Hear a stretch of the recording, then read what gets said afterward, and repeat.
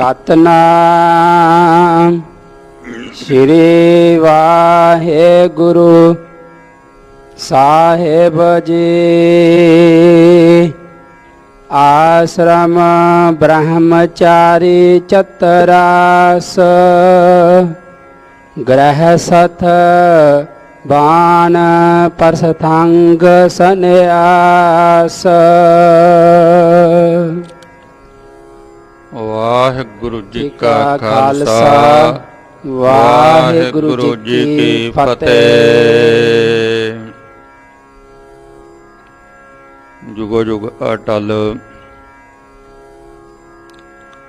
शब्द गुरु बाणी के बोहित चवर तखत दे मालक दसां पातशाहियां जी के आत्मक जोत स्वरूप साहिब श्री गुरु ग्रंथ साहिब जी दे हजूर सुभाईमान गुरु सवारे गुरु प्यारे खालसा सतसंगी जनों, वड्डे भाग हन अपने सबना दे जिन्हां ते सतगुरां जी ने किरपा करके सत संगत करन दा सुभागा समा बख्शिया है। सतगुरां जी दी अमृतमई बाणी दे कीर्तन गुरु घर दे कीर्तनियां दी रसना द्वारा सरवण कीते हन। हुण समा बनिया है गुर इतिहास दी कथा दा।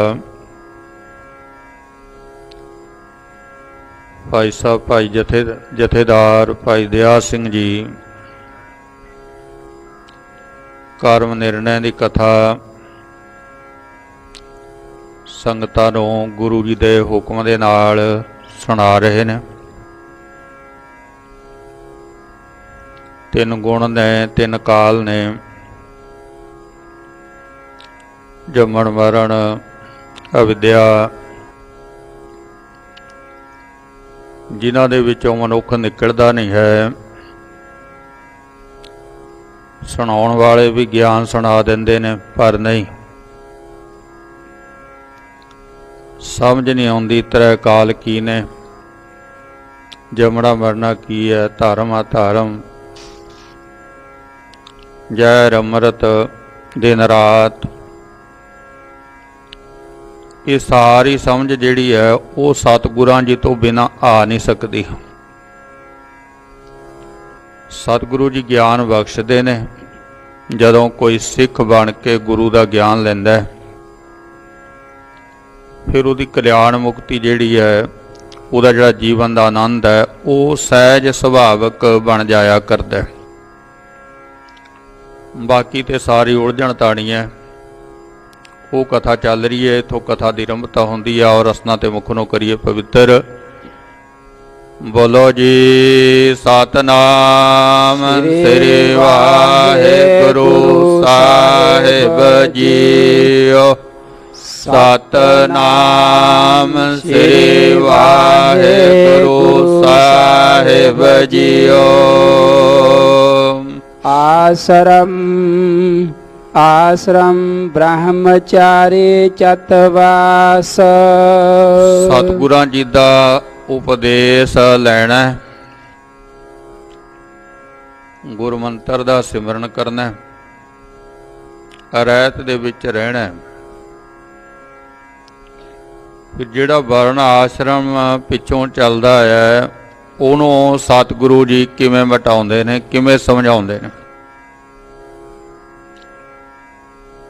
पहले आश्रम बंदे ने चार, तो उहदे विच पहला जिहड़ा आश्रम है वो ब्रह्मचार्य मन्निया, ब्रह्मचारी रहना। पहला यह मानते हैं गृहस्थ बाण परसथांग सन्यास। फिर गृहस्थी हुंदा, फिर बाण परस्त हुंदा ते फिर सन्यासी हुंदा। ਹੁਣ ਇੱਕ ਕਹਿੰਦਾ ਵੀ ਮੈਂ ਬ੍ਰਹਮਚਾਰੀ ਹਾਂ, ਇੱਕ ਗ੍ਰਸਤੀ ਹੈ, ਇੱਕ ਬਾਨਪ੍ਰਸਤੀ ਹੈ ਤੇ ਇੱਕ ਸੰਨਿਆਸੀ ਹੈ। ਗੁਰੂ ਨਾਨਕ ਸਾਹਿਬ ਜੀ ਮਹਾਰਾਜ ਕਹਿੰਦੇ ਹਨ 12 ਮੈਂ ਜੋਗੀ ਭਰਮਾਏ, ਸੰਨਿਆਸੀ 6 4। ਜੇ ਤਾਂ ਹੁਣ ਸੰਨਿਆਸੀਆਂ ਨੂੰ ਲੈ ਲਈਏ ਤਾਂ ਗੁਰੂ ਨਾਨਕ ਸਾਹਿਬ ਜੀ ਕਹਿੰਦੇ ਵੀ 10 ਪੰਥ ਨੇ ਸੰਨਿਆਸੀਆਂ ਦੇ। ਹੁਣ ਤੁਸੀਂ ਕਿਹੜੇ ਨੂੰ ਮੰਨੋਗੇ ਤੇ ਕਿਹੜੇ ਨੂੰ ਨਹੀਂ ਮੰਨੋਗੇ? 10 ਦੇ ਵਿੱਚੋਂ ਨਿਰਣਾ ਕਰਨਾ ਬੜਾ ਔਖਾ ਹੈ। ਅਸਲ ਦੇ ਵਿੱਚ ਸਤਿਗੁਰੂ ਜੀ ਸਮਝਾਉਂਦੇ ਵੀ ਇਹ ਕੋਈ ਵੱਖਰੇ ਵੱਖਰੇ ਨਹੀਂ ਹਨ। ਪਹਿਲਾ ਜਿਹੜਾ 25 ਸਾਲ ਦਾ ਸਮਾਂ, ਜੇ 100 ਸਾਲ ਦੀ ਉਮਰ ਨੂੰ ਮੰਨ ਕੇ ਚੱਲੀਏ ਤਾਂ ਆਪਾਂ ਉਹਦੇ 4 ਹਿੱਸੇ ਕਰਨੇ ਆ। ਮਨੁੱਖ ਦੀ ਉਮਰ ਮੰਨ ਲਈਏ ਵੀ 100 ਸਾਲ ਹੈ ਤਾਂ ਪਹਿਲੇ 25 ਸਾਲ ਜਿਹੜੇ ਨੇ ਉਹ ਬ੍ਰਹਮਚਰਜ ਦੇ ਨੇ। ਫਿਰ ਜਦੋਂ ਬੰਦੇ ਦੀ ਸ਼ਾਦੀ ਹੋ ਜਾਂਦੀ ਹੈ ਤਾਂ ਉਹ ਫਿਰ ਗ੍ਰਸਤੀ ਬਣ ਜਾਂਦਾ ਹੈ। ਬੰਦਾ ਤਾਂ ਉਹੀ ਹੈ ਨਾ, ਪਹਿਲਾਂ ਬ੍ਰਹਮਚਾਰੀ ਹੈ ਫਿਰ ਉਹ ਗ੍ਰਸਤੀ ਹੈ। 50 ਸਾਲ ਤੱਕ ਗ੍ਰਸਤੀ ਹੈ, ਕਿਉਂਕਿ 50 ਸਾਲ ਦੇ ਵਿੱਚ ਗ੍ਰਸਤੀ ਦੇ ਬੱਚੇ ਜਿਹੜੇ ਹੈ ਉਹ ਪੜ੍ਹ ਕੇ ਪਾਲ ਕੇ ਵਿਆਹੇ ਜਾਂਦੇ ਆ। ਇੱਥੇ ਉਹਦੀ ਗ੍ਰਸਤੀ ਦੀ ਸਮਾਪਤੀ ਹੋ ਜਾਂਦੀ ਹੈ। ਬੱਚੇ ਨੂੰ ਪਾਲਣਾ, ਪੜ੍ਹਾਉਣਾ ਤੇ ਵਿਆਹਣਾ, ਇੱਥੇ ਤੱਕ ਮਾਤਾ ਪਿਤਾ ਦੀ ਜ਼ਿੰਮੇਵਾਰੀ ਹੁੰਦੀ ਹੈ। ਇਸ ਤੋਂ ਅੱਗੇ ਨਹੀਂ ਹੈ। ਇਸ ਤੋਂ ਅੱਗੇ ਫਿਰ ਬਣਨਾ ਹੈ ਬਾਨਪ੍ਰਸਤੀ। ਬਾਨਪ੍ਰਸਤੀ ਦਾ ਭਾਵ ਹੁੰਦਾ ਵੀ ਜੰਗਲ। ਹੁਣ ਸਮਝੋ ਵੀ ਆਪਾਂ ਜੰਗਲ ਦੇ ਵਿੱਚ, ਇਸ ਤੋਂ ਅੱਗੇ ਫਿਰ ਹੁਣ ਖਤਰਾ ਹੀ ਖਤਰਾ ਹੈ। ਗੱਜ ਕੇ ਆਖੋ ਸਤਿਨਾਮ ਸ੍ਰੀ ਵਾਹਿਗੁਰੂ। ਹੁਣ ਖਤਰਾ ਹੈ, ਨਿਆਣੇ ਬਰਾਬਰ ਦੇ ਹੋ ਗਏ, ਵਿਆਹੇ ਗਏ, ਹੁਣ ਖਤਰਾ। ਹੁਣ ਐ ਸਮਝੋ ਵੀ ਜੰਗਲ 'ਚ ਹੀ ਹੈ। ਜੇ ਕਿਤੇ 25 ਸਾਲ ਅਗਰੇ ਹੋਰ ਮਿਲ ਗਏ 75 ਤੋਂ ਬਾਅਦ, ਕਹਿੰਦੇ ਫਿਰ ਸੰਨਿਆਸੀ। ਸੰਨਿਆਸੀ ਕੀ ਹੁੰਦਾ ਵੀ ਆਪਣੇ ਸਿਰ ਤੇ ਇੱਕ ਵਾਲ ਵੀ ਨਹੀਂ ਰੱਖਦਾ ਹੈ। ਸੰਨਿਆਸੀ ਇਹ ਹੁੰਦੇ ਨਾ ਜੀ, ਕੁਝ ਨਹੀਂ ਰੱਖਦੇ ਕੋਲ। ਕਹਿੰਦੇ ਹੁਣ ਇਸ ਤਰ੍ਹਾਂ ਸਮਝ ਵੀ ਤੇਰੇ ਕੋਲ ਕੁਝ ਵੀ ਨਹੀਂ ਹੈ। ਬਸ ਇਹ ਮਨੁੱਖ ਦੀ ਸਮਝ ਹੈ ਜਿਹਨੂੰ 4 ਹਿੱਸਿਆਂ ਦੇ ਵਿੱਚ ਵੰਡਿਆ। ਵੱਖਰਾ ਕੋਈ ਬ੍ਰਹਮਚਾਰੀ ਨਹੀਂ ਹੁੰਦਾ, ਗ੍ਰਸਤੀ ਨਹੀਂ ਹੁੰਦਾ, ਬਾਨਪ੍ਰਸਤੀ ਨਹੀਂ ਹੁੰਦਾ, ਨਾ ਕੋਈ ਸੰਨਿਆਸੀ ਹੁੰਦਾ ਹੈ। ਇਹ ਮਨੁੱਖ ਦੀ ਜ਼ਿੰਦਗੀ ਦੇ 4 ਹਿੱਸੇ ਨੇ। ਸਤਿਗੁਰੂ ਜੀ ਇਹ ਸਿੱਖਿਆ ਦਿੰਦੇ ਹਨ ਕਿ ਭਾਈ ਇਹ 4 ਆਸ਼ਰਮ ਤੇਰੇ ਜੀਵਨ ਨਾਲ ਹੀ ਸੰਬੰਧ ਰੱਖਦੇ ਆ। ਇਹਨਾਂ ਦਾ ਸੰਬੰਧ ਕਿਸੇ ਵੱਖਰੇ ਤੌਰ ਤੇ ਕਿਸੇ ਨਾਲ ਨਹੀਂ ਹੈ ਵੀ ਤੂੰ ਬ੍ਰਹਮਚਾਰੀਆਂ ਦੇ ਪਿੱਛੇ ਤੁਰਿਆ ਫਿਰੇ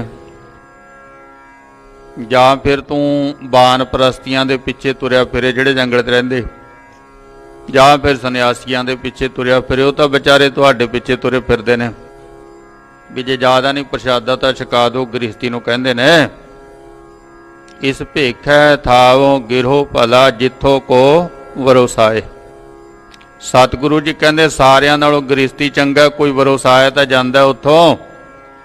ਬਾਕੀ ਤਾਂ ਬ੍ਰਹਮਚਾਰੀ ਵੀ, ਬਾਨਪ੍ਰਸਤੀ ਵੀ, ਸੰਨਿਆਸੀ ਵੀ, ਇਹ ਗ੍ਰਸਤੀਆਂ ਦੇ ਸਿਰ ਤੇ ਹੈ। ਜੇ ਗ੍ਰਸਤੀ ਨਾ ਹੋਵੇ ਤਾਂ ਇਹ ਕਿੱਥੋਂ ਆਉਣਗੇ? ਇਹਨਾਂ ਦੇ ਘਰੇ ਜਨਮ ਲੈ ਕੇ ਕੋਈ ਬ੍ਰਹਮਚਾਰੀ ਬਣਦਾ ਹੈ ਤੇ ਕੋਈ ਬਾਨਪ੍ਰਸਤੀ ਬਣਦਾ, ਸੰਨਿਆਸੀ ਬਣਦਾ, ਫਿਰ ਗ੍ਰਸਤੀ ਨੂੰ ਕਹਿੰਦੇ ਮਾੜਾ ਨੇ, ਚੰਗਾ ਨਹੀਂ ਸਮਝਦੇ ਹੈ। ਸੋ ਸਤਿਗੁਰਾਂ ਜੀ ਨੇ ਵਹਿਮ ਭਰਮ ਕੱਢਣਾ ਕੀਤਾ ਭਾਈ। ਅਤ ਵਰਨਾਸ਼ਰਮ ਹੈ ਉਲੰਘ ਹੈ ਵਰਨਾਸ਼ਰਮ ਅਭਿਮਾਨ। ਇੱਕ ਆ ਗਿਆ ਵਰਣ ਆਸ਼ਰਮ। ਉਹ 4 ਹਿੱਸਿਆਂ ਦੇ ਵਿੱਚ ਵੰਡਿਆ ਹੋਇਆ ਹੋਈ 4 ਵਰਣ ਜਿਹੜੇ ਕਹੇ ਗਏ ਹਨ। ਇਹਨਾਂ ਤੋਂ ਵੀ ਬੰਦੇ ਨੇ ਅੱਗੇ ਲੰਘਣਾ, ਇਹਨਾਂ ਵਿੱਚ ਫਸਣਾ ਨਹੀਂ ਹੈ, ਅੱਗੇ ਲੰਘਣਾ। ਇਹ ਨੇ ਵੀ ਜਿਹੜੇ 'ਚ ਹੈਗਾ ਉੱਥੇ ਫਸ ਗਿਆ, ਫਿਰ ਤਾਂ ਉਹੀ ਕੰਮ ਹੋ ਗਿਆ, ਨਿਕਲੇਗਾ ਨਹੀਂ। ਇੱਥੋਂ ਗੁਰੂ ਜੀ ਕੱਢਦੇ ਹਨ ਵਿਮਾਨ ਚੋਂ ਇਸ ਤਰ੍ਹਾਂ। ਅਤ ਵਰਨਾਸ਼ਰਮ ਵਾਨ ਸੋ ਜਾਨ। ਇਸ ਨੂੰ ਸਮਝੋ ਜਿਵੇਂ ਸਤਿਗੁਰੂ ਜੀ ਸਮਝਾਉਂਦੇ ਹਨ। ਅਤ ਵਰਨਾ ਆਸ਼ਰਮੇ ਵਿਵਚਾਰ ਨਾ ਧਰਮ। ਕਹਿੰਦੇ ਵੀ ਕੋਈ ਵੀ ਬੰਦਾ ਹੈ ਕਿਸੇ ਵੀ ਵਰਣ ਦੇ ਨਾਲ ਸੰਬੰਧ ਰੱਖਦਾ ਹੈ, ਉਹਦੇ ਵਿੱਚ ਇੱਕ ਔਗਣ ਜਿਹੜਾ ਵੀ ਉਹ ਵਿਵਚਾਰੀ ਦਾ ਨਹੀਂ ਹੋਣਾ ਚਾਹੀਦਾ। ਕਿਸੇ ਵਿੱਚ ਵੀ ਕਿਸੇ ਨੂੰ ਕੋਈ ਅਧਿਕਾਰ ਨਹੀਂ ਵਿਵਚਾਰੀ ਹੋਣ ਦਾ, ਕਿਸੇ ਦਾ ਸਤ ਧਰਮ ਖਰਾਬ ਕਰਨ ਦਾ ਕਿਸੇ ਨੂੰ ਕੋਈ ਅਧਿਕਾਰ ਨਹੀਂ ਦਿੱਤਾ, ਚਾਹੇ ਕੋਈ ਵੀ ਹੈ। ਹੁਣ ਜਿਹੜੇ 4 ਵਰਨ ਬੰਨੇ ਨੇ ਉਹਨਾਂ ਵਿੱਚ ਹੈ ਖੱਤਰੀ ਹੈ, ਬ੍ਰਾਹਮਣ ਹੈ, ਸ਼ੂਦ ਹੈ ਤੇ ਵੈਸ ਹੈ। ਖੱਤਰੀ ਕੌਣ ਹੈ? ਜਿਹਨੇ ਸ਼ਾਸਤਰ ਸੰਭਾਲੇ ਹੋਏ ਨੇ ਉਹ ਖੱਤਰੀ ਹੁੰਦਾ ਹੈ। ਕਸ਼ੱਤਰੀ ਤੋਂ ਛੋਟਾ ਸ਼ਬਦ ਖੱਤਰੀ ਬਣਿਆ ਹੋਇਆ ਹੈ। ਅਸਲ ਜਿਹੜਾ ਸ਼ਬਦ ਹੈ ਉਹ ਕਸ਼ੱਤਰੀ ਹੈ। ਕਸ਼ੱਤਰੀ ਨੂੰ ਖੱਤਰੀ ਕਹਿਣ ਲੱਗੇ ਕਿਉਂਕਿ ਕਸ਼ੱਤਰੀ ਜਿਹੜਾ ਸੀ ਉਹ ਸੀ ਸ਼ਸਤਰਧਾਰੀ, ਇਸ ਕਰਕੇ ਉਹਦੀ ਕਸ਼ੱਤਰੀ ਦੀ ਪਛਾਣ ਸੀ। ਪਰ ਜਦੋਂ ਹੁਣ ਕਸ਼ੱਤਰੀ ਸ਼ਾਸਤਰ ਛੱਡ ਗਿਆ ਫਿਰ ਪਿੱਛੇ ਖੱਤਰੀ ਰਹਿ ਗਿਆ ਨਾ। ਫਿਰ ਖੱਤਰੀ ਦੇ ਤਾਂ ਕੋਈ ਪਛਾਣ ਨਹੀਂ ਹੈ, ਕਸ਼ੱਤਰੀ ਦੀ ਪਛਾਣ ਹੈਗੀ ਹੈ। ਦੂਸਰਾ ਆ ਜਾਂਦਾ ਹੈ ਬ੍ਰਾਹਮਣ, ਤੀਸਰਾ ਵੈਸ਼ ਹੈ ਤੇ ਚੌਥਾ ਹੈ ਸ਼ੂਦਰ। ਹੁਣ ਬ੍ਰਾਹਮਣ ਦਾ ਕੰਮ ਹੈ ਵੀ ਧਰਮ ਦੇ ਕੰਮ ਕਰਨੇ, ਵੈਸ਼ ਦਾ ਕੰਮ ਹੁੰਦਾ ਲੈਣ ਦੇਣ ਕਰਨਾ, ਵਪਾਰੀ ਵਰਗ, ਤੇ ਜਿਹੜਾ ਸ਼ੂਦਰ ਹੁੰਦਾ ਉਹਦਾ ਕੰਮ ਹੁੰਦਾ ਹੈ ਵੀ ਇਹਨਾਂ ਦੀ ਸੇਵਾ ਕਰਨੀ, ਕਿਉਂਕਿ ਤਿੰਨਾਂ ਨੂੰ ਨੌਕਰ ਚਾਹੀਦਾ ਹੈ। ਚੌਥਾ ਆ ਗਿਆ ਸ਼ੂਦਰ। ਹੁਣ ਸਤਿਗੁਰਾਂ ਜੀ ਨੇ ਇੱਥੇ ਕੀ ਕੀਤਾ? ਗੁਰੂ ਜੀ ਕਹਿੰਦੇ ਵੀ ਜਿਹੜਾ ਬ੍ਰਹਮ ਨੂੰ ਜਾਣਨ ਵਾਲਾ ਉਹ ਬ੍ਰਾਹਮਣ ਹੈ। ਬ੍ਰਹਮ ਬਿੰਦਾ ਸੋ ਬ੍ਰਾਹਮਣ ਹੋਏ। ਹਰ ਇੱਕ ਮਨੁੱਖ ਦਾ ਕੰਮ ਹੈ ਬ੍ਰਹਮ ਨੂੰ ਜਾਣਨਾ, ਪਰਮਾਤਮਾ ਨੂੰ ਜਾਣਨਾ। ਜਿਹਨੂੰ ਵੀ ਮਨੁੱਖਾ ਸਰੀਰ ਮਿਲ ਗਿਆ, ਸਰੀਰ ਚਾਹੇ ਇਸਤਰੀ ਦਾ, ਚਾਹੇ ਪੁਰਸ਼ ਦਾ, ਚਾਹੇ ਖੁਸਰੇ ਦਾ ਵੀ ਹੋਵੇ, ਸਰੀਰ ਤਾਂ ਸਰੀਰ ਹੀ ਹੈ। ਕਿਉਂਕਿ ਧਾਰਮਿਕ ਜਗਤ ਦੇ ਵਿੱਚ ਸਿਰਫ ਸੁਰਤ ਕੰਮ ਕਰਦੀ ਹੈ, ਉੱਥੇ ਸਰੀਰ ਨਹੀਂ ਕੰਮ ਕਰਦਾ। ਕੀ ਕਿਹਾ ਗੁਰੂ ਨਾਨਕ ਸਾਹਿਬ ਜੀ ਨੇ? ਸਾਬਦ ਗੁਰੂ ਸੂਰਤ ਧੁਨ ਚੇਲਾ। ਸੁਰਤ ਨੇ ਕੰਮ ਕਰਨਾ, ਉੱਥੇ ਸਰੀਰ ਨੇ ਕੰਮ ਨਹੀਂ ਕਰਨਾ। ਤੇ ਸੁਰਤ ਸਾਰਿਆਂ ਦੇ ਵਿੱਚ ਉਹੀ ਹੈ, ਤਿੰਨਾਂ ਸਰੀਰਾਂ 'ਚ ਕੋਈ ਸੁਰਤ ਕੰਮ ਕਰਦੀ। ਇਸ ਲਈ ਇਹ ਜਿਹੜਾ ਮਨੁੱਖਾ ਜਨਮ ਹੈ, ਭਈ ਪ੍ਰਾਪਤ ਮਨੁੱਖ ਦੇ ਹੋਰੀਆ, ਗੋਬਿੰਦ ਮਿਲਣ ਕੀ ਇਹ ਤੇਰੀ ਵਰੀਆ। ਜਦੋਂ ਮਨੁੱਖਾ ਸਰੀਰ ਮਿਲ ਗਿਆ ਤੇ ਸਮਝੋ ਪਰਮਾਤਮਾ ਨੂੰ ਮਿਲਣ ਦੀ ਵਾਰੀ ਹੈ। ਮਨੁੱਖਾ ਸਰੀਰ ਦਾ ਪ੍ਰਯੋਜਨ ਪਾਤਸ਼ਾਹ ਜੀ ਨੇ ਨਾ ਇੱਥੇ ਇਸਤਰੀ ਦੀ ਗੱਲ ਕੀਤੀ, ਨਾ ਇੱਥੇ ਪੁਰਸ਼ ਦੀ ਗੱਲ ਕੀਤੀ, ਤੇ ਨਾ ਹੀ ਤੀਸਰੇ ਜੈਂਡਰ ਦੀ ਗੱਲ ਕੀਤੀ। ਭਾਈ ਪ੍ਰਾਪਤ ਮਨੁੱਖ ਦੇ ਹੋਰੀਆ, ਗੋਬਿੰਦ ਮਿਲਣ ਕੀ ਇਹ ਤੇਰੀ ਵਰੀਆ। ਰੱਬ ਨੂੰ ਮਿਲਣ ਦੀ ਵਾਰੀ ਹੈ। ਇਸ ਕਰਕੇ ਸਤਿਗੁਰੂ ਜੀ ਕਹਿੰਦੇ ਹਨ ਵੀ ਹਰ ਇੱਕ ਮਨੁੱਖ ਬ੍ਰਹਮ ਨੂੰ ਜਾਣੇ। ਹਰ ਇੱਕ ਮਨੁੱਖ ਦਾ ਕੰਮ ਹੈ ਵੀ ਬ੍ਰਹਮ ਪਰਮਾਤਮਾ ਨੂੰ ਜਾਣੇ। ਹੁਣ ਜਿਹੜਾ ਬ੍ਰਹਮ ਨੂੰ ਜਾਣ ਗਿਆ ਉਹ ਬ੍ਰਾਹਮਣ ਹੈ, ਪਰਮਾਤਮਾ ਨੂੰ ਜਾਣਦਾ। ਖੱਤਰੀ ਦੀ ਪਰਿਭਾਸ਼ਾ, ਖੱਤਰੀ ਸੋ ਜੋ ਕਰਮਾਂ ਕਾ ਸੂਰ, ਜਿਹਦੇ ਕਰਮਾਂ ਦੇ ਵਿੱਚ ਸੂਰਮਤਾਈ ਹੋਵੇ ਉਹ ਖੱਤਰੀ ਹੈ, ਸ਼ਸਤਰਧਾਰੀ ਹੈ। ਇੱਥੇ ਇਹ ਵੀ ਹੋਣਾ ਜ਼ਰੂਰੀ ਹੈ, ਸ਼ਾਸਤਰ ਹੋਣਾ ਜ਼ਰੂਰੀ ਹੈ। ਰੋਟੀ ਪਾਣੀ ਵਾਸਤੇ ਬੈਠ ਕੇ ਪੇਟ ਵਾਸਤੇ ਕੰਮ ਕਰਨਾ ਇਹ ਵੀ ਜ਼ਰੂਰੀ ਹੈ। ਕਿਰਤ ਕਰੋ, ਗੁਰੂ ਨਾਨਕ ਸਾਹਿਬ ਜੀ ਦੇ ਘਰ ਦਾ ਪਹਿਲਾ ਸੰਦੇਸ਼ ਹੈ। ਅਸੀਂ ਸਾਰੇ ਕਿਰਤ ਕਰਦੇ ਹਾਂ ਆਪਣੇ ਪੇਟ ਦੀ ਖਾਤਰ। ਤੇ ਚੌਥਾ ਜਿਹੜਾ ਸ਼ੂਦਰ ਆ ਜਾਂਦਾ ਸੇਵਾ ਕਰਨੀ। ਇਹ ਨੌਕਰ ਦੀ ਤਾਂ ਹੁਣ ਸਾਰਿਆਂ ਨੂੰ ਹੀ ਲੋੜ ਹੁੰਦੀ ਨਾ। ਹੁਣ ਜਿਹੜੀ ਤਾਂ ਵਿਆਖਿਆ ਸਾਡੇ ਹਿੰਦੁਸਤਾਨ ਦੇ ਵਿੱਚ ਕੀਤੀ ਗਈ ਹੈ 4 ਵਰਨਾਂ ਦੀ, ਇਹ ਤਾਂ ਨਹੀਂ ਫਿਰ ਸਾਡੀਆਂ ਸਰਹੱਦਾਂ ਟੱਪਦੀ। ਫਿਰ ਤਾਂ ਬਾਣੀ ਸਾਡੀ ਸੀਮਤ ਰਹੇਗੀ ਹਿੰਦੁਸਤਾਨ ਤੱਕ ਹੀ। ਪਰ ਪਾਤਸ਼ਾਹ ਜੀ ਕਹਿੰਦੇ ਗੁਰਬਾਣੀ ਸਜਾਗਮ ਹੈ ਚਾਨਣ, ਕਰਮ ਵਸੈ ਮਨ ਆਏ। ਬਾਣੀ ਦਾ ਸੰਬੰਧ ਹੈ ਸਾਰੇ ਸੰਸਾਰ ਦੇ ਨਾਲ। ਤਾਂ ਫਿਰ ਜੇ ਬਾਣੀ ਦਾ ਸੰਬੰਧ ਸਾਰੇ ਸੰਸਾਰ ਨਾਲ ਹੈ, ਫਿਰ ਬਾਣੀ ਦਾ ਜਿਹੜਾ ਵਿਸਥਾਰ ਹੈ, ਬਾਣੀ ਨੂੰ ਸਮਝਣਾ ਵੀ ਸੰਸਾਰ ਦੇ ਮੁਤਾਬਕ ਪਵੇਗਾ। ਹੁਣ ਦੱਸੋ ਵੀ ਕਿਹੜੇ ਦੇਸ਼ ਦੇ ਵਿੱਚ ਫੌਜਾਂ ਨਹੀਂ ਹਨ? ਹਰ ਇੱਕ ਦੇਸ਼ ਨੇ ਆਪਣੀ ਆਪਣੀ ਫੌਜ ਰੱਖੀ ਵੀ ਹੈ, ਚਾਹੇ ਲੜਦੇ ਵੀ ਨਹੀਂ ਫੌਜ ਤਾਂ ਰੱਖੀ ਹੈ। ਕਿਹੜੇ ਦੇਸ਼ ਦੇ ਵਿੱਚ ਖੱਤਰੀ ਨਹੀਂ ਮਿਲਦੇ? ਕਿਹੜੇ ਦੇਸ਼ ਦੇ ਵਿੱਚ ਧਰਮ ਨੂੰ ਮੰਨਣ ਵਾਲੇ ਨਹੀਂ ਮਿਲਦੇ ਬ੍ਰਾਹਮਣ? ਤੇ ਕਿਹੜੇ ਦੇਸ਼ ਦੇ ਵਿੱਚ ਵੈਸ਼ ਨਹੀਂ ਮਿਲਦੇ, ਬਾਕੀ ਕੰਮ ਕਰਨ ਵਾਲਾ ਅੰਦਰਲਾ ਲੈਣਾ ਦੇਣਾ ਵਪਾਰ? ਤੇ ਕਿਹੜੇ ਦੇਸ਼ ਦੇ ਵਿੱਚ ਨੌਕਰ ਨਹੀਂ ਮਿਲਦੇ? ਹੁਣ ਇਹ ਜਿਹੜਾ 4 ਵਰਣ ਹੈ ਇਹਨਾਂ ਦਾ ਸੰਬੰਧ ਸਾਡੇ ਨਾਲ ਹੈ। ਹੁਣ ਸਤਿਗੁਰਾਂ ਜੀ ਨੇ ਕਿਹਾ ਵੀ ਤੂੰ ਪਰਮਾਤਮਾ ਨੂੰ ਜਾਣਨਾ, ਇਸ ਕਰਕੇ ਤੂੰ ਬ੍ਰਾਹਮਣ ਵੀ ਤੂੰ ਹੀ ਹੈ। ਤੇ ਆਪਣੀ ਇੱਜ਼ਤ ਨੂੰ ਬਚਾਉਣ ਵਾਸਤੇ ਸ਼ਾਸਤਰ ਜ਼ਰੂਰੀ ਰੱਖਣਾ ਹੈ। ਦੇਖੋ ਪੰਜਵੇਂ ਪਾਤਸ਼ਾਹ ਜੀ ਤੱਕ ਨਾਮ ਸਿਮਰਨ ਦਾ ਅਭਿਆਸ ਹੀ ਰਿਹਾ ਨਾ, ਪਰ ਜਦੋਂ ਗੁਰੂ ਅਰਜਨ ਦੇਵ ਮਹਾਰਾਜ ਜੀ ਨੂੰ ਹੁਣ ਤਤੀ ਤਵੀ ਤੇ ਬਿਠਾਤਾ ਤਾਂ ਫਿਰ ਅਗਲੀ ਜੋਤ 6ਵੇਂ ਪਾਤਸ਼ਾਹ ਗੁਰੂ ਹਰਗੋਬਿੰਦ ਸਾਹਿਬ ਜੀ ਮਹਾਰਾਜ ਸ਼ਾਸਤਰ ਚੁੱਕਦੇ। ਕਹਿੰਦੇ ਇਹ ਵੀ ਨਹੀਂ ਹੈ ਵੀ ਨਾਮ ਜਪਣ ਵਾਲੇ ਨੂੰ ਹੁਣ ਤੁਸੀਂ ਤੱਤੀਆਂ ਤਵੀਆਂ ਤੇ ਬਿਠਾ ਦਿਓ, ਇਸ ਕਰਕੇ ਆਪਣੀ ਰੱਖਿਆ ਵਾਸਤੇ ਸ਼ਸਤਰ ਵੀ ਜ਼ਰੂਰੀ ਹੈ। ਗੱਜ ਕੇ ਆਖੋ ਸਤਨਾਮ ਸ੍ਰੀ ਵਾਹਿਗੁਰੂ। ਸਾਡੇ ਜਿਹੜੀਆਂ ਕਥਾ ਕਹਾਣੀਆਂ ਜੀਆਂ ਸੁਣਾਈ ਜਾਂਦੇ ਨੇ ਜੀ, ਐਂ ਕਰਤਾ ਜੀ ਉਹ ਕਰਤਾ ਜੀ, ਮੈਂ ਬੇਨਤੀ ਕਰਦਾ ਵੀ ਭਗਤੀ ਦੀ ਜਿਹੜੀ ਸ਼ਕਤੀ ਹੈ ਨਾ ਉਹਨੂੰ ਗੁਰੂ ਦੇ ਦੁਆਰਾ ਸਮਝਣ ਦੀ ਕੋਸ਼ਿਸ਼ ਕਰੋ। ਮੈਂ ਨਹੀਂ ਸਮਝਾ ਸਕਦਾ ਆਪ ਜੀ ਨੂੰ, ਕਿਉਂਕਿ ਮੈਨੂੰ ਖੁਦ ਸਮਝ ਨਹੀਂ ਹੈ। ਮੈਂ ਸਮਝਾ ਸਕਦਾ ਤਾਂ ਜੇ ਮੈਨੂੰ ਸਮਝ ਆਉਂਦੀ, ਸਾਨੂੰ ਸਮਝ ਨਹੀਂ ਹੈ, ਇਸ ਕਰਕੇ ਗਲਤ ਸਮਝਾਵਾਂਗੇ। ਭਗਤੀ ਦੀ ਸ਼ਕਤੀ ਜਿਹੜੀ ਉਹ ਪ੍ਰਗਟ ਹੈ, ਸੱਚਖੰਡ ਸ੍ਰੀ ਹਰਿਮੰਦਰ ਸਾਹਿਬ ਜੀ ਭਗਤੀ ਦਾ ਪ੍ਰਤੀਕ ਹੈ, ਤੇ ਸ੍ਰੀ ਅਕਾਲ ਤਖਤ ਸਾਹਿਬ ਜੀ ਉਹ ਸ਼ਕਤੀ ਦਾ ਪ੍ਰਤੀਕ ਹੈ। ਤੇ ਹੁਣ ਭਗਤੀ ਕਿਸ ਤਰ੍ਹਾਂ ਪ੍ਰਗਟ ਹੋਈ? ਸ੍ਰੀ ਅਕਾਲ ਤਖਤ ਸਾਹਿਬ ਤੇ ਸਤਿਗੁਰੂ ਜੀ 2 ਕਿਰਪਾਨਾਂ ਪਹਿਨ ਕੇ ਬੈਠਦੇ ਨੇ। ਗੱਜ ਕੇ ਆਖੋ ਸਤਨਾਮ ਸ੍ਰੀ ਵਾਹਿਗੁਰੂ। ਭਗਤੀ ਸ਼ਕਤੀ ਦੇ ਰੂਪ, ਕਿਹੜੀ ਸ਼ਕਤੀ ਦੇ ਰੂਪ? ਸ਼ਾਸਤਰ ਦੇ ਰੂਪ ਵਿੱਚ, ਕਿਉਂਕਿ ਤਖਤਾਂ ਦੇ ਉੱਤੇ ਸ਼ਾਸਤਰਾਂ ਦੇ ਦਰਸ਼ਨ ਹੁੰਦੇ ਨੇ। ਹੁਣ ਜਦੋਂ ਸਾਡੇ ਸਾਹਮਣੇ ਪ੍ਰਤੱਖ ਹੈ ਵੀ ਆਹ ਭਗਤੀ ਦੀ ਸ਼ਕਤੀ ਪ੍ਰਗਟ ਹੋ ਗਈ, ਐਵੇਂ ਨਹੀਂ ਹੁੰਦੀ। ਉਹ ਲੋਹ ਜਿਹਦੇ ਉੱਤੇ ਗੁਰੂ ਅਰਜਨ ਦੇਵ ਮਹਾਰਾਜ ਜੀ ਨੂੰ ਬਿਠਾਇਆ ਗਿਆ ਨਾ, ਜਿਹੜੀ ਲੋਹ ਨੂੰ ਤਪਾਇਆ ਗਿਆ, ਉਸੇ ਦੇ ਵਿੱਚੋਂ ਕਿਰਪਾਨਾਂ ਨਿਕਲੀਆਂ। ਉਸ ਭਗਤੀ ਵਿੱਚੋਂ ਹੀ ਸ਼ਕਤੀ ਪ੍ਰਗਟ ਹੋਈ ਹੈ, ਹੋਰ ਤਾਂ ਨਹੀਂ ਕੋਈ ਸ਼ਕਤੀ ਦਿਖਾਈ ਗੁਰੂ ਅਰਜਨ ਦੇਵ ਜੀ ਨੇ। ਉਸੇ ਲੋਹ ਦੇ ਵਿੱਚੋਂ ਫਿਰ ਕਿਰਪਾਨਾਂ ਬਣ ਕੇ ਸਾਹਮਣੇ ਆਈਆਂ। ਭਗਤੀ ਵਿੱਚੋਂ ਸ਼ਕਤੀ ਇਹ ਪ੍ਰਗਟ ਹੋਈ।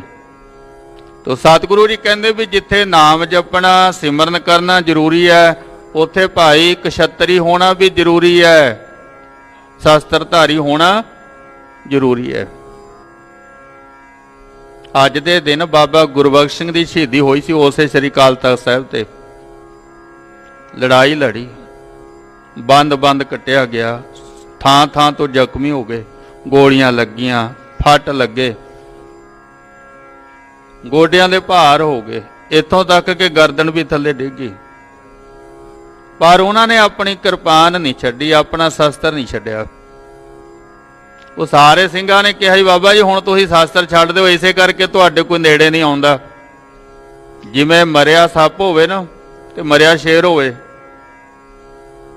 ਤੇ ਮਨੁੱਖ ਦੀ ਹਿੰਮਤ ਨਹੀਂ ਪੈਂਦੀ ਉਹਦੇ ਕੋਲ ਜਾਣ ਦੀ, ਫੇਰ ਵੀ ਡਰਦੇ ਆ ਵੀ ਕਿਤੇ ਜਿਉਂਦਾ ਨਾ ਹੋਵੇ।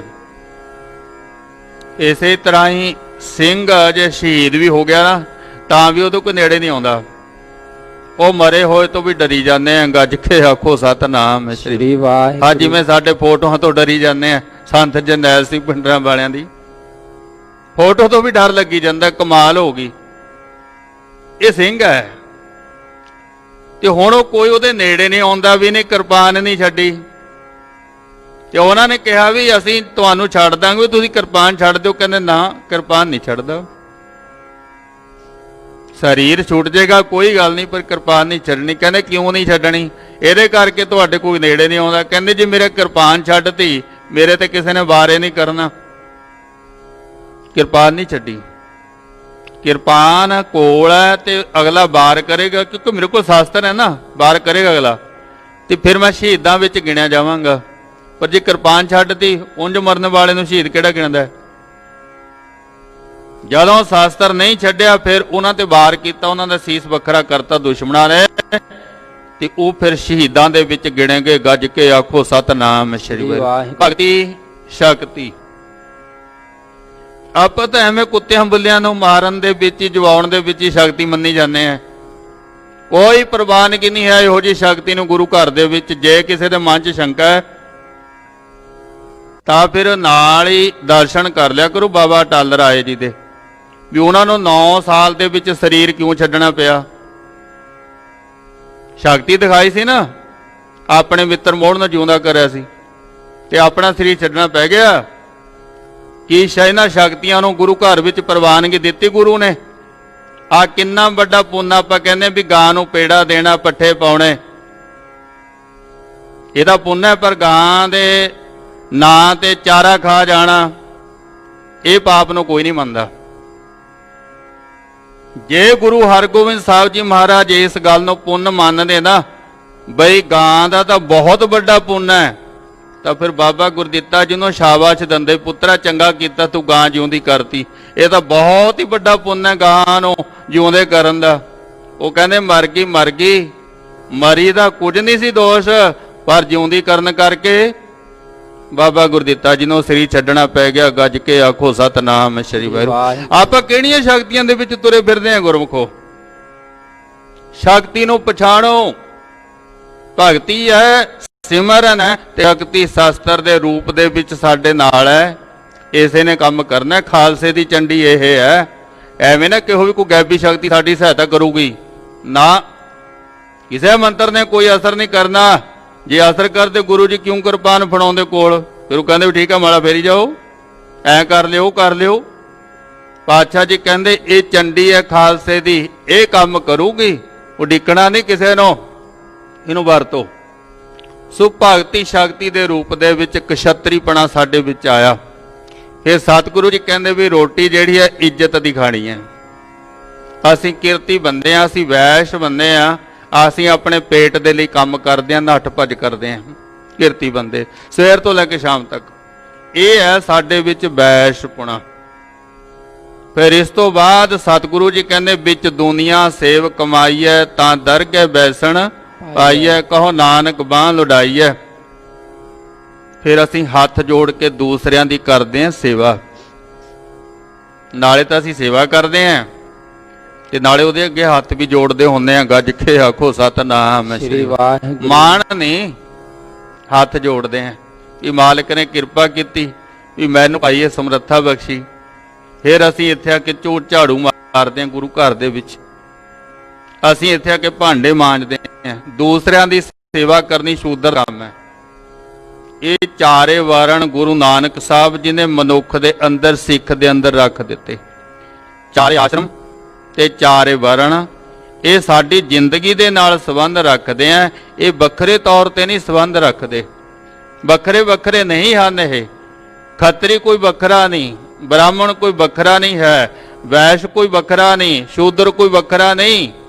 ਸਭ ਜੀ ਕਹਿੰਦੇ ਚਾਰੇ ਗੁਣ ਸਿੱਖਾ ਤੇਰੇ ਵਿੱਚ ਨੇ, ਚਾਰਾਂ ਦੇ ਨਾਲ ਤੂੰ ਸੰਪੂਰਨ ਹੈ। ਇਸ ਕਰਕੇ ਦੂਸਰਾ ਪੱਖ ਦੱਸਦੇ ਵੀ ਸ਼ੂਦਰ ਪੈਦਾ ਹੁੰਦਾ ਹੈ, ਜਨਮ ਤੋਂ ਅਸੀਂ ਸ਼ੂਦਰ ਹੈ, ਪਰ ਪ੍ਰਮਾਤਮਾ ਨੂੰ ਯਾਦ ਕਰਦਿਆਂ, ਜ਼ਿੰਦਗੀ ਜਿਉਂਦਿਆਂ ਹੋਇਆਂ ਤੇ ਆਪਣੇ ਬ੍ਰਹਮ ਤੱਕ ਪਹੁੰਚ ਜਾਣਾ, ਅਸੀਂ ਫਿਰ ਬ੍ਰਾਹਮਣ ਬਣ ਜਾਂਦੇ ਹਾਂ। ਗੱਜ ਕੇ ਆਖੋ ਸਤਨਾਮ ਸ੍ਰੀ ਵਾਹਿਗੁਰੂ। ਇਹਨੂੰ ਮਨੁੱਖਾਂ ਦੇ ਆਧਾਰ ਤੇ ਨਹੀਂ ਮੰਨਣਾ।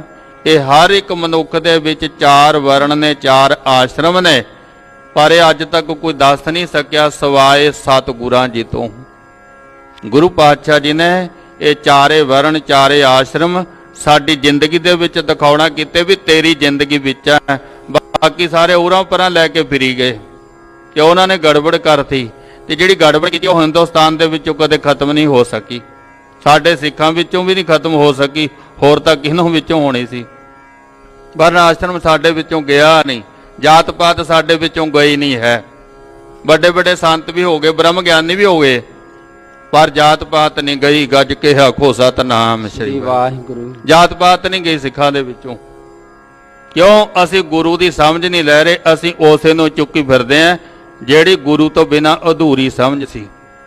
ਅਸੀਂ ਉਹਨਾਂ ਗ੍ਰੰਥਾਂ ਨੂੰ ਚੱਕੀ ਫਿਰਦੇ ਹਾਂ ਜਿਨ੍ਹਾਂ ਵਿੱਚ ਵਿਤਕਰੇ ਨੇ, ਤੇ ਜਿਹੜੇ ਗ੍ਰੰਥ ਨੇ ਵਿਤਕਰੇ ਖਤਮ ਕੀਤੇ, ਖੱਤਰੀ ਬ੍ਰਾਹਮਣ ਸ਼ੂਦ ਵੈਸ ਉਪਦੇਸ਼ ਚੌ ਵਰਨਾ ਕੋ ਸਾਂਝਾ, ਅਸੀਂ ਉਸ ਗ੍ਰੰਥ ਨੂੰ ਮੰਨਿਆ ਨਹੀਂ ਤਾਂ ਫਿਰ ਖਤਮ ਹੋ ਹੀ ਜਾਂਦੇ। ਇੱਥੇ ਆ ਕੇ ਹੋਰ ਗ੍ਰੰਥ ਆ ਜਾਂਦੇ ਨੇ।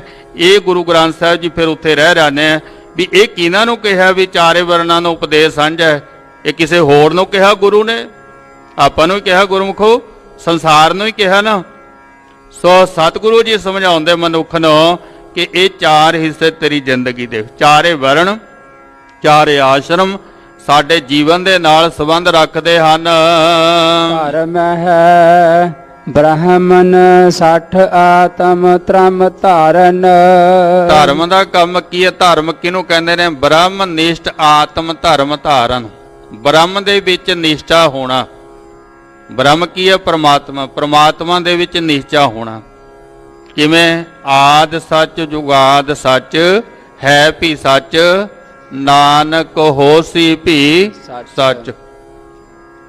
ਜਦੋਂ ਕੁਝ ਨਹੀਂ ਸੀ ਹੈ, ਮੁੱਢ ਦੇ ਵਿੱਚ ਸੱਚ ਸੀ, ਆਦ ਸੱਚ।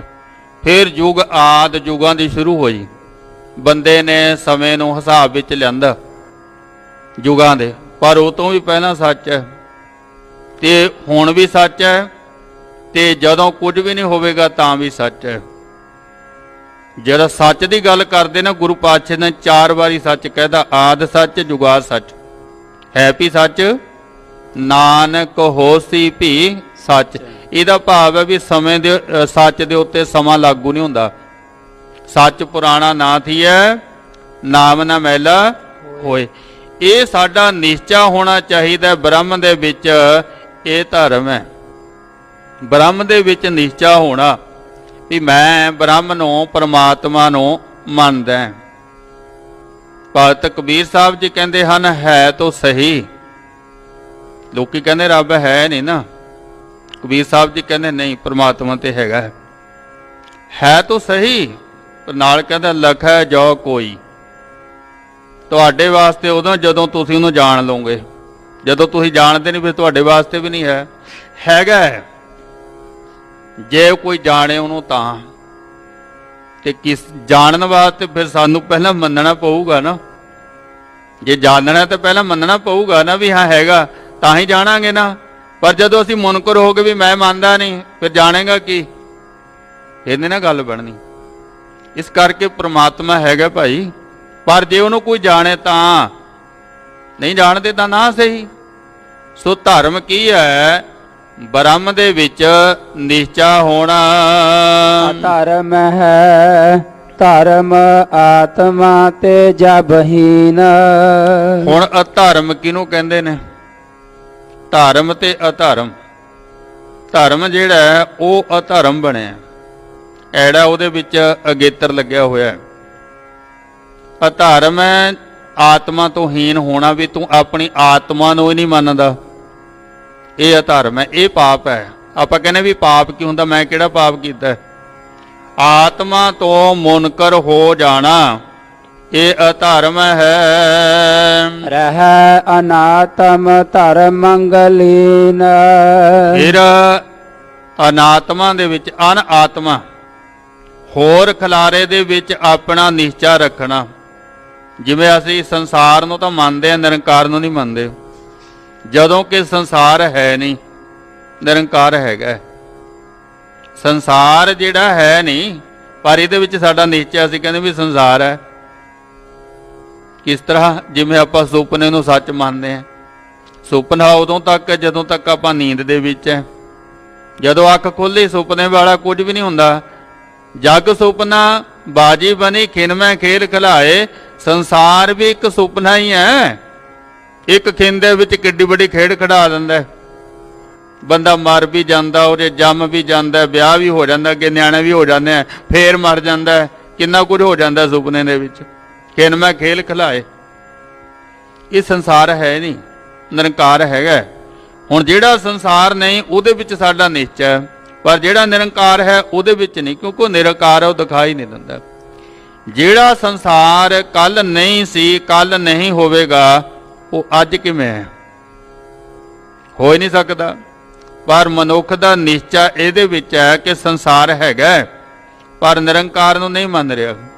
ਨਿਰੰਕਾਰ ਨੂੰ ਮੰਨਣਾ ਜਿਹੜਾ ਧਰਮ ਹੈ, ਸੰਸਾਰ ਨੂੰ ਮੰਨਣਾ ਅਧਰਮ ਹੈ।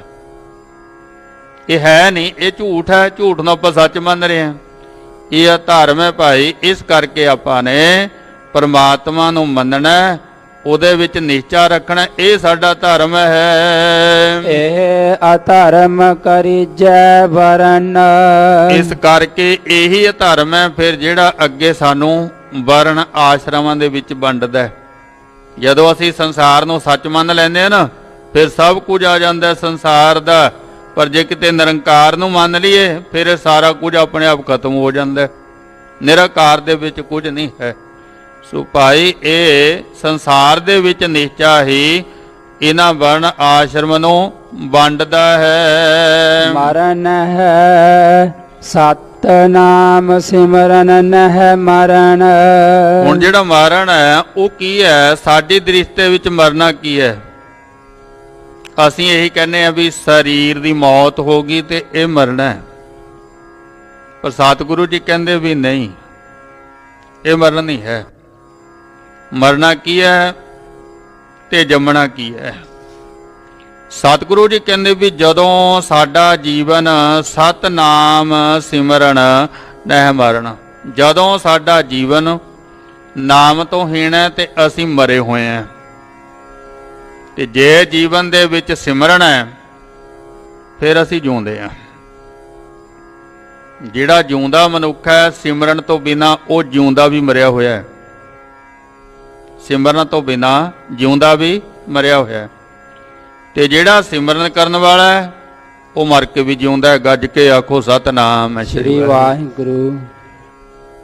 ਵਿਆਖਿਆ ਕੀਤੀ ਗੁਰੂ ਅਰਜਨ ਦੇਵ ਮਹਾਰਾਜ ਜੀ ਨੇ। ਪਾਤਸ਼ਾਹ ਜੀ ਕਹਿੰਦੇ ਰਹਿਣ ਨਾ ਪਾਵੈ ਸੁਰ ਨਰ ਦੇਵਾ, ਊਠ ਸਿਧਾਰੇ ਕਰ ਮੁਨ ਜਨ ਸੇਵਾ।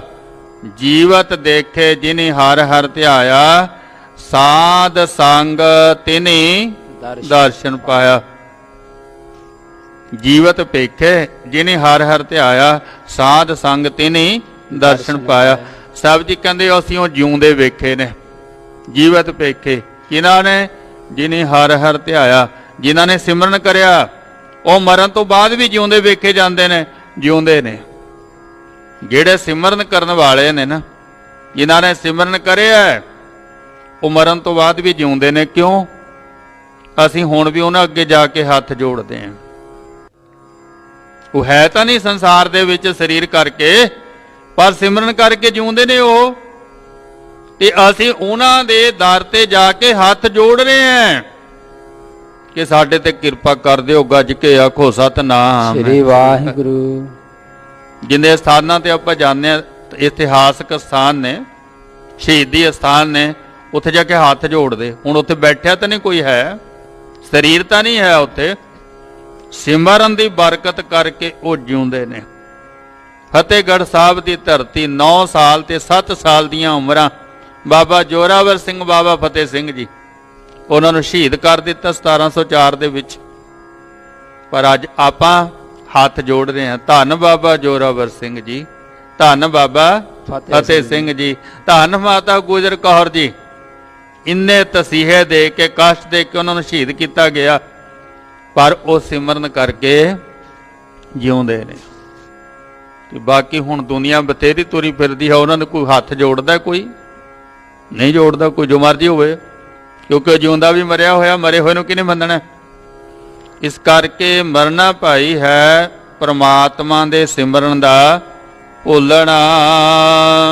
ਅਥਵਾ ਸਚਦਾਨੰਦ ਸਰੂਪ। ਫਿਰ ਸਤਨਾਮ ਜਿਹੜਾ ਹੈ ਉਹਦਾ ਸਿਮਰਨ ਕਰਨਾ। ਨਹਿ ਸਿਮਰਨ ਸੋ ਮਰਨ ਕੁਰੂਪ। ਜੇ ਬੰਦਾ ਸਿਮਰਨ ਨਹੀਂ ਕਰਦਾ ਐਸੇ ਵਾਹਿਗੁਰੂ ਪਰਮੇਸ਼ਰ ਦਾ, ਉਹਦਾ ਕਹਿੰਦੇ ਮਰਨਾ ਵੀ ਬੜਾ ਕੁਰੂਪ ਹੈ, ਭੈੜਾ। ਭਗਤ ਨਾਮਦੇਵ ਜੀ ਨੇ ਕਹਿਤਾ ਵੀ ਜੋ ਨਾ ਸਿਮਰਨ ਦੇ ਸਾਈਆਂ, ਜਿਹੜੇ ਵਾਹਿਗੁਰੂ ਪਰਮੇਸ਼ਰ ਜੀ ਦਾ ਸਿਮਰਨ ਨਾ ਕਰਦੇ। ਜੋ ਨਾ ਭਜੰਤੇ ਨਾਰਾਇਣਾ ਤਿਨ ਕਾ ਮੈਂ ਨਾ ਕਰੋ ਦਰਸ਼ਨ। ਮੈਂ ਕਿਦੋਂ ਤਾਂ ਦਰਸ਼ਨ ਕਰਨ ਨੂੰ ਤਿਆਰ ਨਹੀਂ ਜਿਹੜਾ ਸਿਮਰਨ ਨਹੀਂ ਕਰਦਾ। ਕਿ ਦੂਸਰੇ ਪਾਸੇ ਆਪਾਂ ਰੋਜ਼ ਕਹਿੰਦੇ ਸਹੀ ਪਿਆਰੇ ਮੇਲ ਜਿਨ੍ਹਾਂ ਮਿਲਿਆ ਤੇਰਾ ਨਾਮ ਚੇਤਾ ਆਵੇ। ਜਿਨ੍ਹਾਂ ਨੂੰ ਮਿਲ ਕੇ ਨਾਮ ਚੇਤੇ ਆਉਂਦਾ ਉਹਨਾਂ ਲਈ ਅਰਦਾਸ ਹੈ ਪਰ ਜਿਹੜੇ ਸਿਮਰਨ ਤੋਂ ਹੀਣੇ ਨੇ ਕਹਿੰਦੇ ਮੈਂ ਦਰਸ਼ਨ ਹੀ ਨਹੀਂ ਕਰਦਾ ਇਹੋ ਜਿਹੇ ਬੰਦੇ ਦਾ। ਜੋ ਨਾ ਭਜੰਤੇ ਨਾਰਾਇਣਾ ਤਿਨ ਕਾ ਮੈਂ ਨਾ ਕਰੋ ਦਰਸ਼ਨ। ਮੈਂ ਨਹੀਂ ਕਰਦਾ ਕਿਉਂਕਿ ਉਹ ਕੁਰੂਪ ਨੇ, ਮੈਨੂੰ ਡਰ ਲੱਗਦਾ ਉਹਨਾਂ ਨੂੰ ਵੇਖ ਕੇ, ਕਿਉਂਕਿ ਉਹਨਾਂ ਦੀ ਕੁਸੰਗਤ ਵਿੱਚ ਜਾ ਕੇ ਸਾਡੇ ਤੇ ਵੀ ਅਸਰ ਹੋਊਗਾ, ਅਸਰ ਹੋਣਾ। ਇਹ ਜਿਹੜੀਆਂ ਰੂਹਾਂ ਨੇ ਇਹ ਸਾਨੂੰ ਭੁਲਾ ਦਿੰਦੀਆਂ ਨੇ। ਤਾਂ ਤੇ ਉਹੀ ਮਿਲਣ ਭਾਈ ਆਵੇ ਸਾਹਿਬ ਚਿੱਤ ਤੇਰਿਆਂ ਭਗਤਾਂ ਡੁੱਟੇ।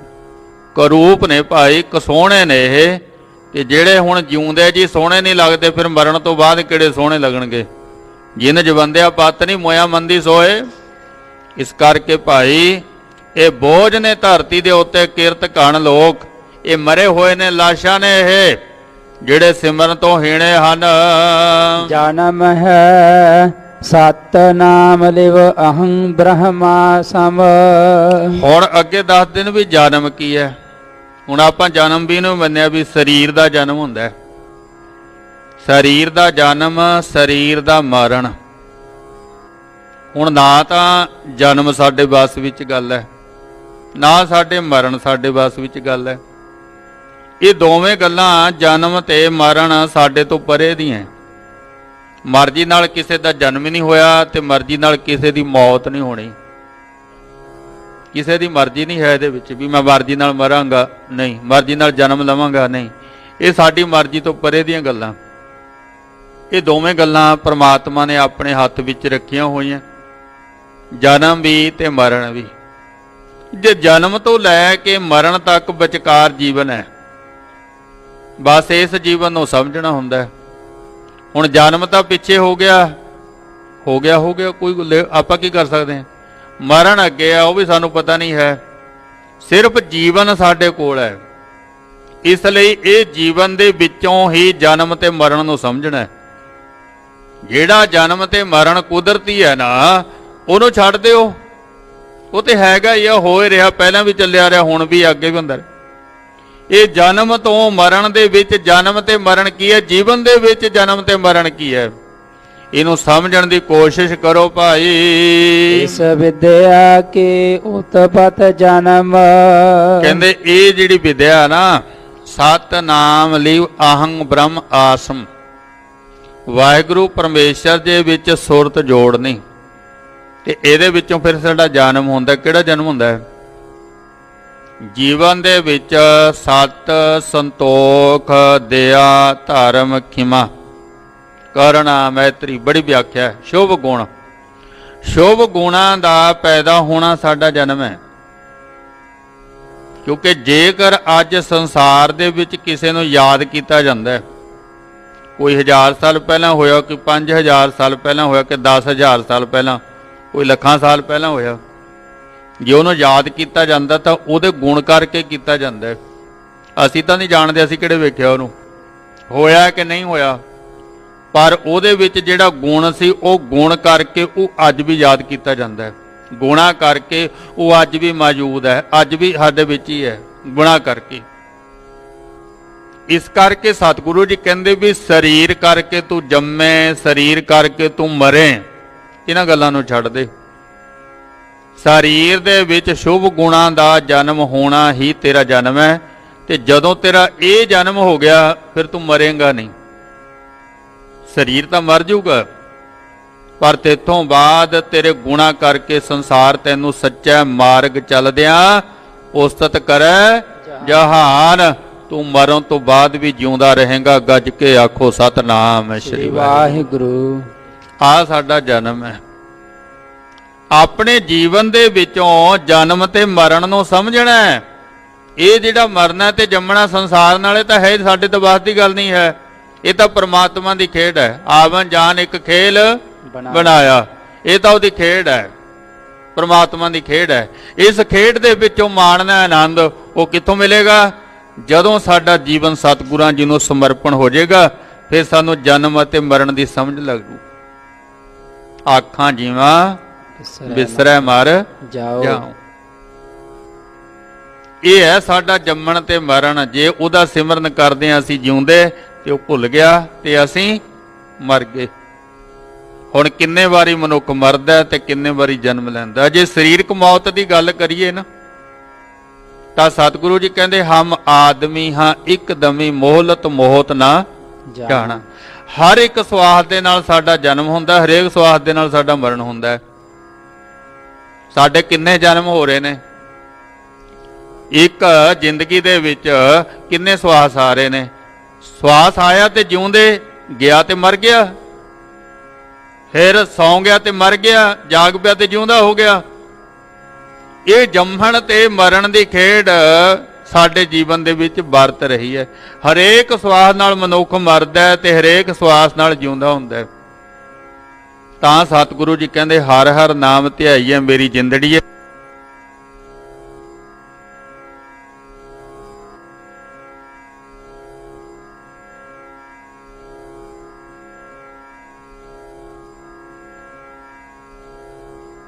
ਵਾਰੀ ਅਸੀਂ ਜਨਮ ਲੈਂਦੇ ਤੇ ਧਾਰਮਿਕ ਜਗਤ ਦੇ ਵਿੱਚ ਸਤਿਗੁਰੂ ਜੀ ਕਹਿੰਦੇ ਆਖਾਂ ਜੀਵਾਂ ਵਿਸਰੈ ਮਰ ਜਾਉ।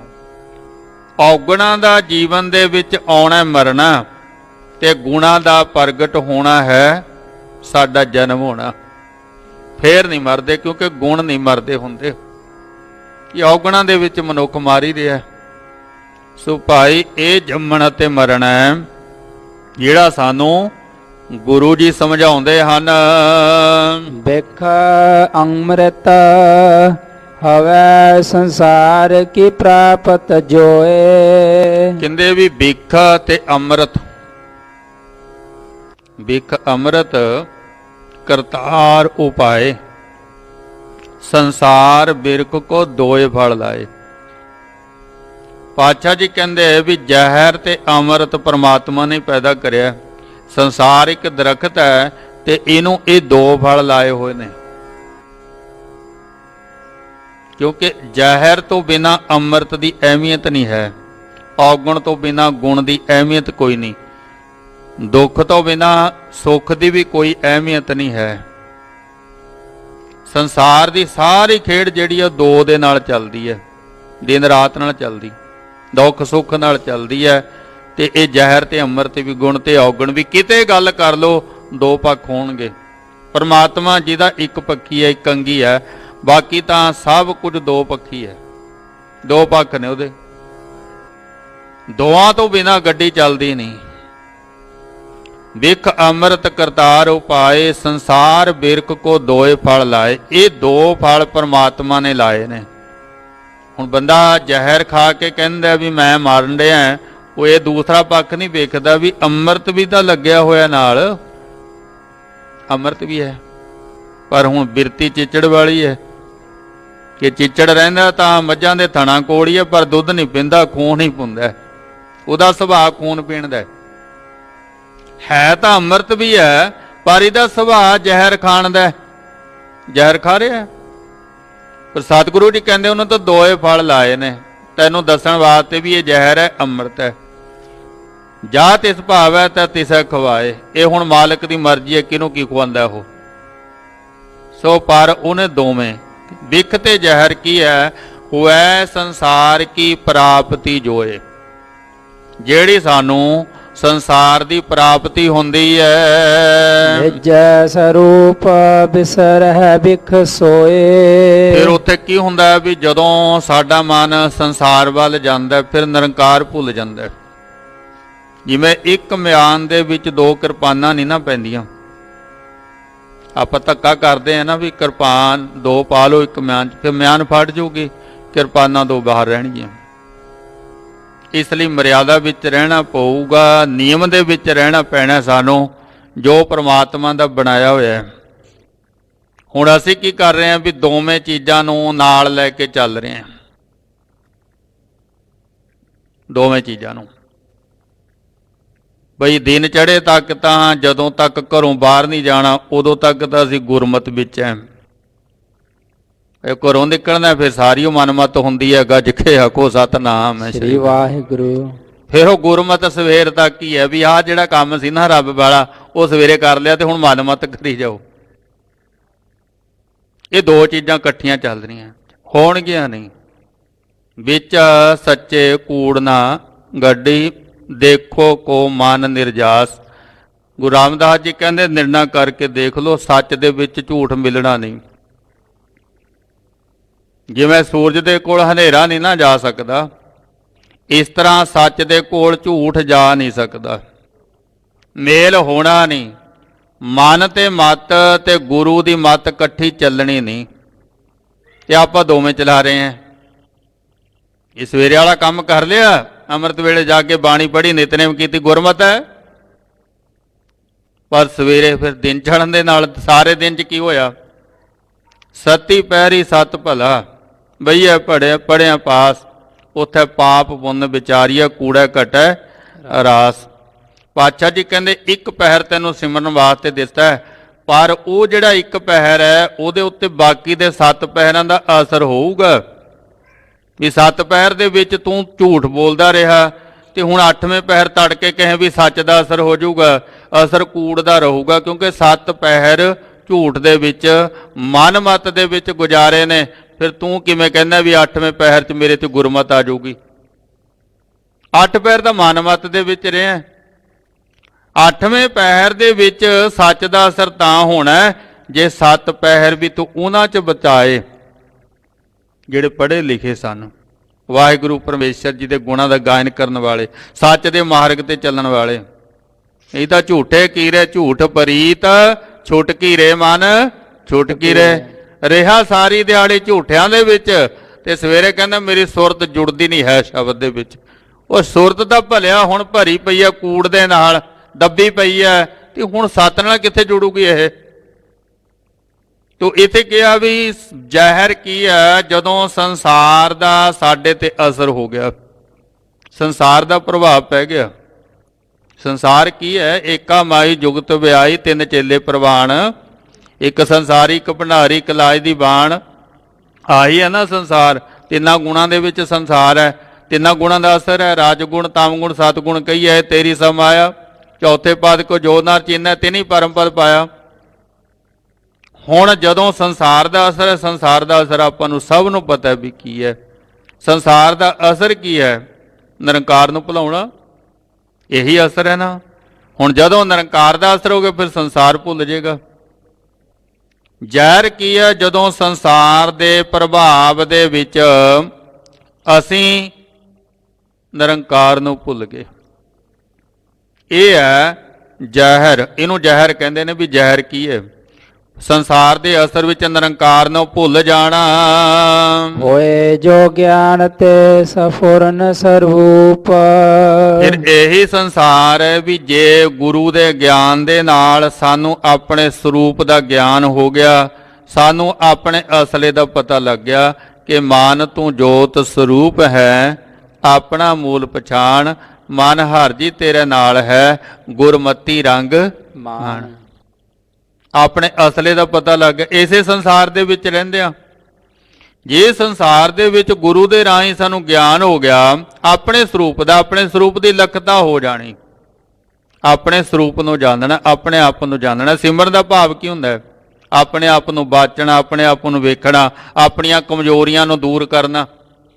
ਸਿਮਰਨ ਦਾ ਭਾਵ ਇਹੀ ਹੈ, ਬਾਰ-ਬਾਰ ਵੇਖਣਾ ਵੀ ਕਿੱਥੇ ਤੂੰ ਗਲਤੀ ਕਰ ਰਿਹਾ।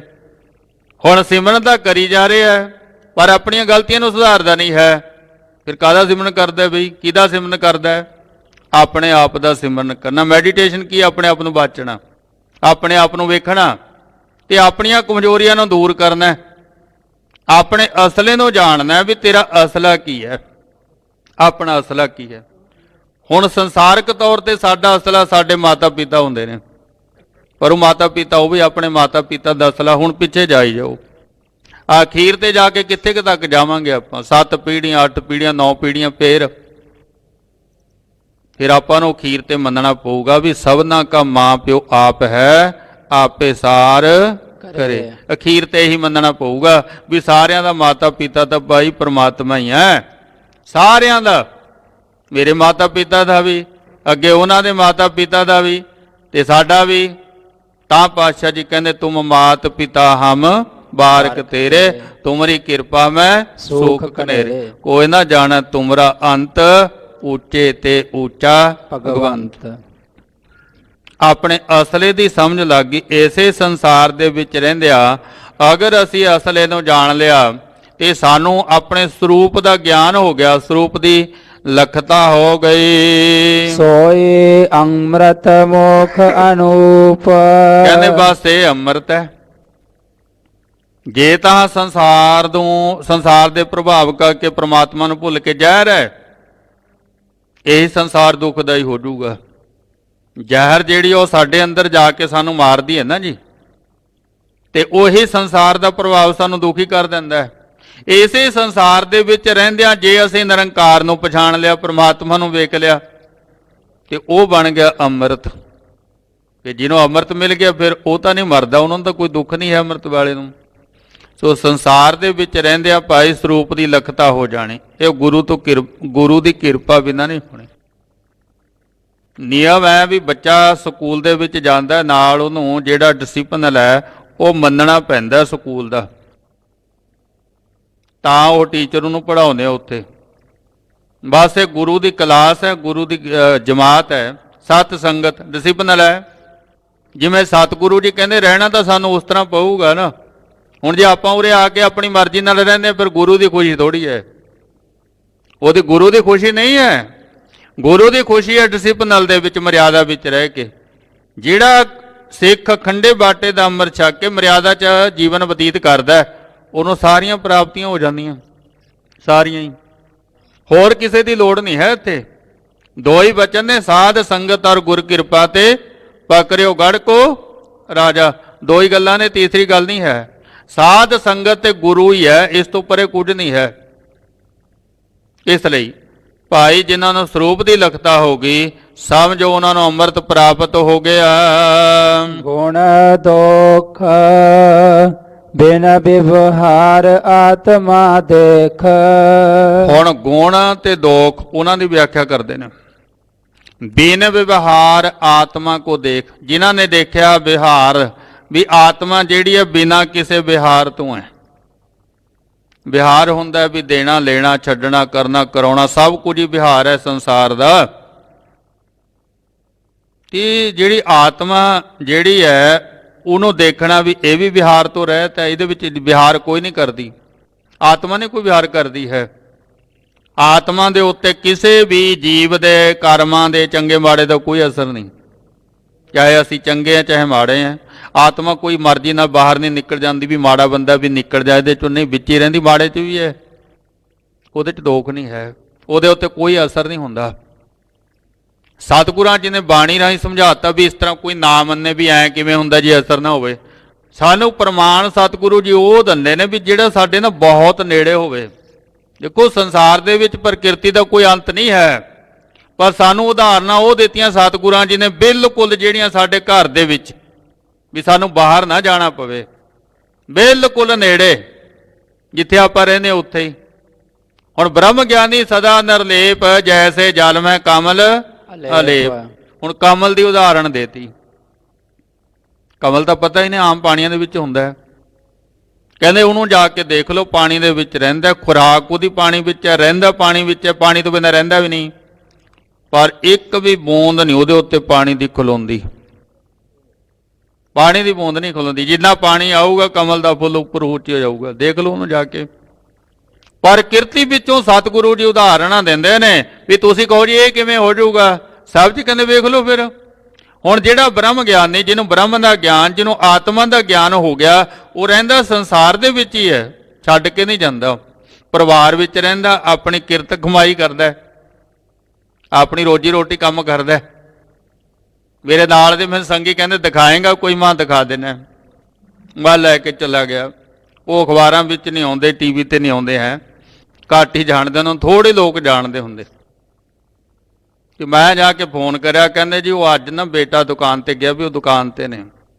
ਜਦੋਂ ਗਏ ਬਾਬਾ ਜੀ ਅੱਗੇ ਫੋਟੋਆਂ ਖਿੱਚੇ, ਉਹ ਦੇਖਣ ਵੀ ਅਸੀਂ ਤਾਂ ਇਹੋ ਜਿਹਾ ਕੋਈ ਸੰਤ ਦੇਖਿਆ ਨਹੀਂ ਹੈ ਵੀ ਜਿਹੜਾ ਦੁਕਾਨ ਤੇ ਫੋਟੋਆਂ ਖਿੱਚਦਾ ਹੋਵੇ, ਗੱਜ ਕੇ ਆਖੋ ਸਤਿਨਾਮ ਸ੍ਰੀ ਵਾਹਿਗੁਰੂ। ਇਹ ਤਾਂ ਵਿਹਲੇ ਨੂੰ ਮੰਨਦੇ ਆ ਵੀ ਵਿਹਲਾ ਹੋਣਾ ਚਾਹੀਦਾ, ਬਿਲਕੁਲ ਕੋਈ ਕੰਮ ਨਾ ਕਰਦਾ ਹੋਵੇ ਉਹ ਸੰਤ ਹੁੰਦਾ ਹੈ। ਮੈਂ ਕਿਹਾ ਇਹ ਅਸਲੀ ਹੈ, ਕਰਦਾ ਨਾ ਕੰਮ ਆਪਣਾ, ਇਹ ਨਹੀਂ ਹੈ ਵੀ ਇਹ ਬੈਠਿਆ ਜੀ ਮੈਂ ਨਹੀਂ ਕੰਮ ਕਰਦਾ, ਮੁੰਡੇ ਨੂੰ ਕਹਿੰਦਾ ਵੀ ਤੂੰ ਦੁਕਾਨ ਬੰਦ ਕਰ ਜਾ, ਮੈਂ ਨਹੀਂ ਆ ਸਕਦਾ, ਮੈਂ ਤਾਂ ਸਿਮਰਨ ਵਿੱਚ ਬੈਠਿਆ, ਨਾ, ਕੰਮ ਕਰ ਰਿਹਾ ਹੈ। ਇਸ ਤਰ੍ਹਾਂ ਭਾਈ ਜਿਹੜਾ ਗੁਰਸਿੱਖ ਹੈ ਉਹ ਆਪਣੀ ਕਿਰਤ ਕਮਾਈ ਵੀ ਕਰਦਾ, ਆਪਣੇ ਪਰਿਵਾਰ ਵਿੱਚ ਵੀ ਰਹਿੰਦਾ, ਛੱਡ ਕੇ ਨਹੀਂ ਜਾਂਦਾ ਕਿਸੇ ਨੂੰ, ਜ਼ਿੰਮੇਵਾਰੀਆਂ ਨਿਭਾਉਂਦਾ, ਪਰ ਰਹਿੰਦਾ ਨਿਰਲੇਪ, ਅਸਰ ਨਹੀਂ ਹੁੰਦਾ ਕੋਈ ਉਹਦੇ ਉੱਤੇ, ਕੋਈ ਅਸਰ ਨਹੀਂ ਹੈ। ਮੈਂ ਨਾਂ ਨਹੀਂ ਲਵਾਂਗਾ, ਸਾਡੇ ਰਾਗੀ ਜੀ ਰਿਟਾਇਰ ਹੋਏ ਸ਼੍ਰੀ ਅਕਾਲ ਤਖਤ ਸਾਹਿਬ ਤੋਂ, ਉਹਨਾਂ ਦਾ ਜਵਾਨ ਬੇਟਾ ਚੜ੍ਹਾਈ ਕਰ ਗਿਆ ਸੀ 28 ਸਾਲ ਦੀ ਉਮਰ ਦੇ ਵਿੱਚ, ਤੇ ਸਾਰੀ ਉਮਰ ਸਾਰੀ ਰਾਤ ਉਹ ਰਾਪ ਰਾਗੀ ਜੀ ਉੱਥੇ ਕੀਰਤਨ ਕਰਦੇ ਰਹੇ, ਗੱਜ ਕੇ ਆਖੋ ਸਤਿਨਾਮ ਸ੍ਰੀ ਵਾਹਿਗੁਰੂ। ਆਪਣੇ ਬਾਬਾ ਦਿਆਲ ਸਿੰਘ ਜੀ ਪਟਿਆਲੇ ਵਾਲੇ, ਉਹਨਾਂ ਦਾ ਬੇਟਾ ਵੀ ਜਵਾਨ ਹੀ ਚੜ੍ਹਾਈ ਕਰਿਆ ਸੀ। ਉਹਨਾਂ ਨੇ ਪਹਿਲਾਂ ਕਹਿਤਾ ਵੀ ਜਿਹਨੇ ਆਉਣਾ ਉਹ ਖੱਟੀਆਂ ਚੁੰਨੀਆਂ ਲੈ ਕੇ ਆਉਣ ਬੀਬੀਆਂ, ਤੇ ਕਿਸੇ ਨੇ ਰੋਣਾ ਨਹੀਂ ਹੈ। ਬਡੂੰਗਰ ਦੀਆਂ ਸ਼ਮਸ਼ਾਨ ਘਾਟ ਸੰਸਕਾਰ ਹੋਇਆ, ਬਜ਼ੁਰਗ ਜਾਣਦੇ ਹੋਣਗੇ, ਉਹ ਵੀ ਨਹੀਂ ਰੋਏ, ਨਾ, ਸਤਿਨਾਮ ਵਾਹਿਗੁਰੂ। ਬ੍ਰਹਮ ਗਿਆਨੀ ਸਦਾ ਨਿਰਲੇਪ, ਜੈਸੇ ਜਲ ਮੈਂ ਕਮਲ ਅਲੇਪ। ਜਿਹਨੂੰ ਇਹ ਆਤਮਾ ਦਾ ਗਿਆਨ ਹੋ ਗਿਆ ਉਹ ਇਸ ਤਰ੍ਹਾਂ ਰਹਿੰਦੇ ਸੰਸਾਰ ਦੇ ਵਿੱਚ ਨਿਰਲੇਪ। ਸੋ ਇਹ ਆਤਮਾ ਦੇ ਵਿੱਚ, ਆਤਮਾ ਨੂੰ ਜਾਣਨਾ, ਆਤਮਾ ਬਾਰੇ ਗਲਤ ਜਾਣਨਾ, ਸਹੀ ਜਾਣਨਾ, ਇਹ ਗੁਣ ਤੇ ਦੋਖ ਹੈ। ਉਹਦੀ ਵਿਆਖਿਆ ਭਾਈ ਸਾਹਿਬ ਜੀ ਕਰ ਰਹੇ ਨੇ, ਆਪਾਂ ਅਗਲੇ ਪ੍ਰਕਰਣ 'ਚ ਸਰਵਣ ਕਰਾਂਗੇ। ਹੋਈਆਂ ਭੁੱਲਾਂ ਦੀ ਖਿਮਾ। ਵਾਹਿਗੁਰੂ ਜੀ ਕਾ ਖਾਲਸਾ, ਵਾਹਿਗੁਰੂ ਜੀ ਕੀ ਫਤਿਹ।